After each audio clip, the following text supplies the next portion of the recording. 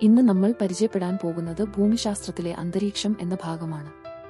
ഭൂമിയെ ആവരണം ചെയ്തിരിക്കുന്ന വായുവിന്റെ പുതപ്പിനെയാണ് അന്തരീക്ഷം എന്ന് പറയുന്നത്. താപനില നിലനിർത്തുവാൻ സഹായിക്കും. ഭൂമിയിൽ നിന്നുള്ള ഉയരം കൂടുന്തോറും വാതകങ്ങളുടെ അളവ് കുറഞ്ഞു വരികയാണ് ചെയ്യുന്നത്. അന്തരീക്ഷത്തിൽ അടങ്ങിയിരിക്കുന്ന വാതകങ്ങളെക്കുറിച്ച് നമുക്ക് നോക്കാം. ഏറ്റവും കൂടുതൽ കാണുന്ന വാതകമാണ് നൈട്രജൻ.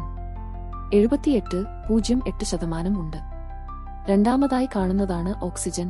20.95% വളരെ ചെറിയ അളവിൽ മാത്രം, അതായത് 1% മാത്രം അടങ്ങിയിരിക്കുന്ന വാതകങ്ങളാണ് argon, carbon dioxide, neon, helium, hydrogen തുടങ്ങിയവ.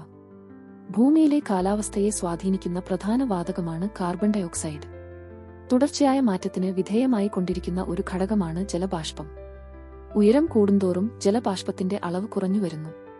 വരണ്ടതും തണുത്തതും ആയ മരുഭൂമികളിലും തണുത്ത പ്രദേശങ്ങളിലും വായുവിൽ ജലബാഷ്പത്തിന്റെ അളവ് 1% കുറവാണ്. ധ്രുവങ്ങളിലേക്ക് പോകുന്തോറും അന്തരീക്ഷത്തിലെ ജലബാഷ്പത്തിന്റെ അളവ് കുറഞ്ഞു വരുന്നു. അടുത്തത് പൊടിപടലങ്ങൾ. കടലുപ്പ്, പൂമ്പൊടി, മൺതരികൾ തുടങ്ങിയ ചെറിയ ഖര പദാർത്ഥങ്ങളാണ് പൊടിപടലങ്ങളുടെ സ്രോതസ്സുകൾ. സാധാരണയായി കണ്ടുവരുന്നത് അന്തരീക്ഷത്തിന്റെ ഭൗമ ഉപരിതലത്തോടുള്ള അടുത്തുള്ള ഭാഗങ്ങളിലാണ്. അടുത്തത് മേഘം. അന്തരീക്ഷത്തിൽ ഘനീകരണ മർമ്മങ്ങൾ ആയി വർത്തിക്കുന്ന പൊടിപടലങ്ങളെ ചുറ്റി നീരാവി ഘനീഭവിക്കുക വഴിയാണ് മേഘങ്ങൾ രൂപപ്പെടുന്നത്. ഇനി അന്തരീക്ഷ പാളികളിലേക്ക് കടക്കാം. സ്വഭാവത്തിന്റെ അടിസ്ഥാനത്തിൽ 2 മേഖലകളായി തരംതിരിച്ചിട്ടുണ്ട്: ഹോമോസ്ഫിയറും ഹെറ്ററോസ്ഫിയറും. ഹോമോസ്ഫിയർ ഏകദേശം 100 കിലോമീറ്റർ ഉയരം വരെ വ്യാപിച്ചു കിടക്കുന്നു. എന്നാൽ ഭൂമിയുടെ ഉപരിതലത്തിൽ നിന്നും 100 കിലോമീറ്റർ കൂടുതൽ ഉയരത്തിലുള്ള മേഖലയാണ് ഹെറ്ററോസ്ഫിയർ.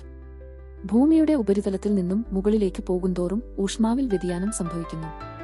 ഈ വ്യതിയാനത്തിന്റെ അടിസ്ഥാനത്തിൽ അന്തരീക്ഷ പാളിയായ ഹോമോസ്ഫിയറിനെ 5 വ്യത്യസ്ത പാളിയായി തരംതിരിച്ചിരിക്കുന്നു: ട്രോപോസ്ഫിയർ, സ്ട്രാറ്റോസ്ഫിയർ, മീസോസ്ഫിയർ, തെർമോസ്ഫിയർ അഥവാ അയണോസ്ഫിയർ, എക്സോസ്ഫിയർ.